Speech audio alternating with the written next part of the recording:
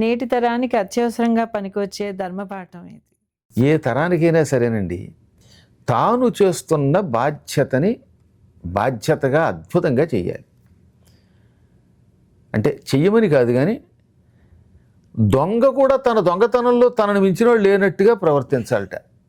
అలాగే దొంగతనం చేయకండి సుమా అంటే వేదవ్యాసుడు ఎందుకు చెప్పాడంటే, నీ వృత్తిని నువ్వు అంతలా చూసుకో, పరాకాష్ఠలో దాన్ని పని చేయడానికి ప్రయత్నించు. నువ్వు ఒక రంగంలో అడుగు పెట్టావు, ఆ రంగంలో నన్ను మించిన వాడు ఉండకూడదు, అది ముందు గోల్ పెట్టుకోవాలి. నువ్వు మొదటి నుంచి ఒక లక్ష్యం పెట్టుకో, ఏ లక్ష్యంలోకి వెళ్ళినా ఆ లక్ష్యాన్ని నువ్వు సాధించాలి. ఒకవేళ నీకు ఎంబీఏ మీద దృష్టి ఉంటే లెక్కల్లో, ఎంబీఏలో, మేనేజ్మెంట్లో నిన్ను మించినవాడు ఉండకూడదు. మీరు వంటలోకి అడుగు పెడితే మీరు చేసినంత బాగా వంట ఇంకోటి చేయకుండా ఉండాలి.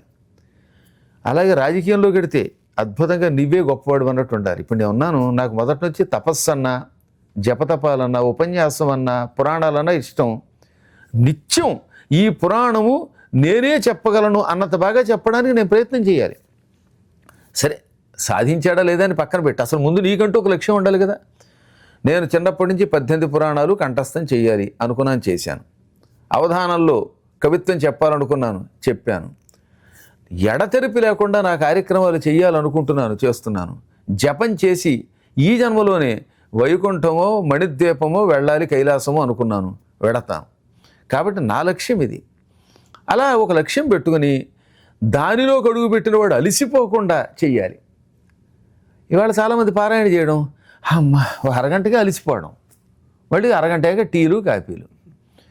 లేదా ఒక ఉద్యోగంలో అడుగు పెడతాడు, పావు గంటగా నీరసం వచ్చేస్తుంది, కూర్చోలేడు, చెయ్యలేడు, దేంట్లోనూ పూర్తిగా మనస్సు లగ్నం చేసి చేయలేకపోతున్నాడు. అదే ఈనాటి యువతకున్న పెద్ద డిసడ్వాంటేజ్.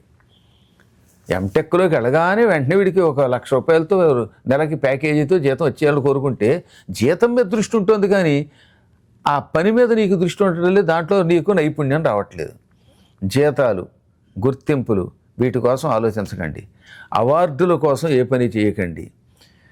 నీ పని నువ్వు కనుక చేసుకుంటూ పోతూ ఉంటే ఏదో నాటికి పరమాత్ముడు ఓహో ఈతడు తాను అనుకున్న లక్ష్యాన్ని నిరంతరాయంగా శ్రమించి నెరవేర్చుకుంటున్నాడు, నేను అనుగ్రహిద్దాం అనుకుంటాడు అనమాట. అందువల్ల ఎప్పుడు కూడా we should try and try till we get success. అప్పుడు విజయం పొందుతాడు. పరీక్షలకు వెళ్ళే ముందు 10th క్లాస్ పరీక్షలకు వెళ్ళాలి, నేను పాస్ అవుతానా లేదా అని టెన్షన్ పెడితే ఏమవుతుంది, అసలు రాయలేడు. బాగా చదివింది కూడా మర్చిపోతాడు. ఇప్పుడు మీరు అవధానాల్లో మమ్మల్ని ఏం అడుగుతారో తెలియదు. ఇప్పుడు కూడా ఏదో ఇంటర్వ్యూ చేస్తున్నారు, ఏం అడుగుతారో నాకేం తెలుస్తుంది, ఇక్కడికి వచ్చేదాకా మీరు ఏం ప్రశ్నలు రాసుకున్నారు, ఇదేమన్నా చూచి కాపీ రాసే పరీక్ష కాదు కదా. అవధానంలో ఏ ప్రశ్నైనా వేయచ్చు. అయ్య బాబాయ్ వాడు ఏం అడుగుతాడో అని ముందే నాకు ఆందోళన కలిగితే దాంతో బుర్ర పాడైపోతుంది, ఆలోచన శక్తి తగ్గిపోతుంది, స్తంభించిపోతుంది. ఏదైనా అడగని నేను చెప్పగలను అని నేను ఒక ఆత్మస్థైర్యంతో అక్కడ కూర్చుంటున్నాను. అందుకే నాకు శతావధానం అయిన ఒకటే, సహస్రావధానం అయిన ఒకటే, ఎవడేమడిగినా లెక్కలేదు. ఇంత ఆత్మబలం ఎలా వచ్చింది అంటే సాధించిన సాధన వల్ల. అనేక గ్రంథాలు చదివి, వ్యాకరణాదులు చదివి, శాస్త్రాల మీద పట్టుంటే అలా వస్తుంది. ఏ రంగంలోకి అడుగు పెట్టినా దాని మీద వాడికి పట్టు లేకుండా అయిపోతున్నాడు వాళ్ళు ఎక్కువ మంది, అవునా? అలాంటి వాళ్ళు దెబ్బతింటారు. అందువల్ల అప్పటికి ఎప్పటికీ కూడా నువ్వు డాక్టర్ అయితే మెడిసిన్లో నిన్ను మించినవాడు ఉండకూడదు. ఒక సైంటిస్ట్ అవ్వాలంటే ఆ రంగంలో నిరంతరం అలా కృషి చేస్తూనే ఉండాలి. యావజ్జీవితం కృషినండి. ఇప్పటికి ఎన్నిసార్లు నేను సుందరకాండ చెప్పి ఉంటాను, కానీ మళ్ళీ మీకు పురాణం చెప్పే ముందు ఇంకోసారి ఆ సుందరకాండ ఎందుకు చదువుతానంటారు అంటే కొత్త ఆలోచన మళ్ళీ వస్తుంది. అదే శ్లోకం, కంఠస్థ వచ్చిన శ్లోకం కూడా మళ్ళీ చదువుతాం ఒకసారి. అలా ఒక్కసారి చూస్తే ఓహో ఇది వరకు లేని ఏదో ఒక ఆలోచన మళ్ళీ నాకు వస్తుంది, నాకు అనిపిస్తుంది, అలాగే వస్తుంది కూడా. కాబట్టి కృషి చెయ్యాలి, కష్టపడాలి. నీకు అందులో ఫలితం వచ్చినా రాకపోయినా అలాగే నమ్ముకుని ఉండాలి. ఈ ప్రపంచంలో అర్చకత్వం, పౌరోహిత్యం వంటి ఒక గొప్ప వృత్తిలోకి వెళ్ళడం అంటే కొన్ని కోట్ల జన్మల సుకృతం ఉంటే కానీ రాదు. అందులోకి వెళ్ళిన వాడు నన్ను మించిన వాడు ఉండకూడదు అనుకోవాలి, అప్పుడు వెతుక్కుంటూ వస్తుంది డబ్బు. ఇప్పుడు చాలామంది మహానుభావులు చేయట్లేదు. మరి తొందరపడి 4 రోజులు ఈ వృత్తిలోకి వచ్చి ఈ వృత్తి మధ్యలో బాగాలేదనుకుని వెళ్ళిపోతే అటు అందులోనూ రాణించడు, ఇందులోనూ రాణించడు. నువ్వు నమ్ముకున్నది దాన్ని పట్టుకో, సిగ్గుపడకు. అయ్యో నేను ఈ వృత్తిలోకి వెళ్ళడమే అనుకోకండి. పిలక పెట్టుకోవడానికి బొట్టు పెట్టుకోవడానికి సిగ్గుపడకూడదని చెప్పాను. ఇప్పుడు కొత్తగా ఒక అతను అలా చేస్తున్నాడు, బాగుపడుతున్నాడు.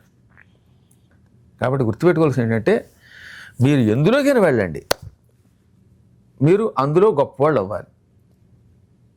ఎందులోకైనా వెళ్ళమన్నాం కదా అని దేశ నాశనం, సనాతన ధర్మ నాశనానికి పనికొచ్చే పనిలోకి వెళ్ళకండి.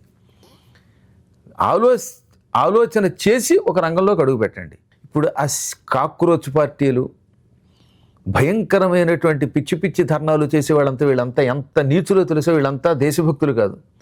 మన దేశాన్ని బంగ్లాదేశ్ లాగా నాశనం చేయాలని, శ్రీలంకలాగా తయారు చేయాలని, నేపాల్లో తగాదాలా చేయాలని, మన దేశాన్ని మళ్ళీ ఎందుకు పనికి రాకుండా చేయాలని అంతర్జాతీయంగా జరుగుతున్న కుట్రలో ఇదొక భాగం. నేను చెబుతున్నాను, నాకు తెలుసు. హాయిగా సాగుతున్న పరిపాలనలో ఎప్పుడైనా ఒక లోపం వస్తే ఆ లోపాన్ని అడగడంలో తప్పులేదు. ఇప్పుడు నీట్ పరీక్ష, అందులో ఏదో పొరపాటు జరిగింది, వెంటనే మన ప్రధాని గారు దిద్దుబాటు చర్య చేశారు, మళ్ళీ పరీక్ష పెట్టారు, అందులో ఎంతోమంది పైకి వచ్చారు. కానీ ఆయన రాజీనామా చేయాలని కోరడం ఏంటంటే అసలు పిచ్చి మాట. కాకపోతే అంటే ఆయన పడగొట్టేసి నువ్వు అందులో దూరదామనే. 70 ఏళ్ళు ఈ దేశంలో నేను హిందువుని చెప్పుకోవడానికి అందరూ సిగ్గుపడ్డారు, భయపడిపోయారు. మా ఇంట్లో మా చిన్నప్పుడు పూజ చేసుకోవాలంటే పక్కవాడు మైకు పెడతాడేమో అని మేము భయపడేవాళ్ళం. మా పక్కనే ఓ చర్చి, ఓ పక్కనేమో ఈ గై మెలాడేటట్టు మసీదు. వాళ్ళేమో పొద్దున్న సాయంత్రం అనే తేడా లేకుండా పెద్ద పెద్ద శబ్దాలతో మైకులు పెట్టేవారు. మేము వినాయక చవితి నాడు మైకు పెట్టుకోకూడదట. చాలా బాధలు పడ్డామమ్మా మేము. 2014 నుంచి దర్జాగా నేను హిందువుని చెప్పుకుంటున్నాను, ప్రపంచంలో తిరగలుగుతున్నాను. నిన్న మొన్నటిదాకా బెంగాల్ అట్టుడికిపోయింది, హిందువులు చంపిపారేశారు, బీభత్సం చేశారు. ఇవాళ కదా మళ్ళీ బీజేపీ వచ్చిన తర్వాత దర్జాగా ఉంటున్నాం. కాబట్టి సందేహం లేకుండా మీరు నన్ను ఏ రాజకీయ పార్టీ వాళ్ళు అనుకున్నా నేనేం భయపడ్డ, కానీ ఎప్పటికీ మన ప్రధానమంత్రి గారికి తోడుగా ఉండండి. ఈ పద్మం ఉన్నంతకాలమే మీరు బాగుపడతారు. దానికోసం మంచి పనులు చేయడానికి ప్రయత్నించండి. నిజంగా ఏదన్నా లోపం వస్తే ఆ లోపాన్ని మనం అడుగుతున్నాం, ఏం కాదనట్టలేదు. మనకేదో డబ్బు కోసమనో అవార్డుల కోసమనో ఈ ప్రధానమంత్రి గారిని సపోర్ట్ చేయమని నేను ఎప్పుడు అన్నాను. వాళ్ళు లోపాలు వచ్చినప్పుడు తక్షణం సవరించుకుంటున్నారు మహానుభావులు కనుక. ఈ చిన్న లోపాన్ని భూతత్వంలో చూపించి మన దేశాన్ని నాశనం చేస్తే ఉపయోగం ఉంది. మనం చెట్టు మీద కూర్చున్నాం, కొమ్మ మీద. కొమ్మకి చీడొస్తే ఏం చేయాలి? ఆ చీడను తీసి పారేయాలి, కానీ కొమ్మ నరుక్కుంటాం ఆ కూర్చున్న కొమ్మని. ఇప్పుడు వీళ్ళు చేసే పని అదే, కూర్చున్న కొమ్మను నరుక్కునేలా చేస్తున్నారు. కాబట్టి యువకులారా, యువతీమణులారా, దూరదృష్టితో ఆలోచించండి. ఆ మహానుభావుడు ఉన్నంతకాలం మనం సుఖంగా ఉంటాం, ఆయన వారసులు ఉన్నంతకాలం మనం సుఖంగా ఉంటాం. వాళ్ళని నిలబెట్టుకుందాం. అలాగని చేవ చచ్చిపోయి జరుగుతున్న తప్పులన్నీ చూడమని ఎప్పుడు అంటలా. వాళ్ళు తప్పులు సాధారణంగా ఆ మహానుభావులు చేయరు. వ్యవస్థలో లోపం వల్ల పాతకాలపు వ్యవస్థ ఇంకా కొంత ఉండవల్ల కొంతమందిలో లోపాలు ఉంటే వాటిని సరి చేసుకుని వెడదాం.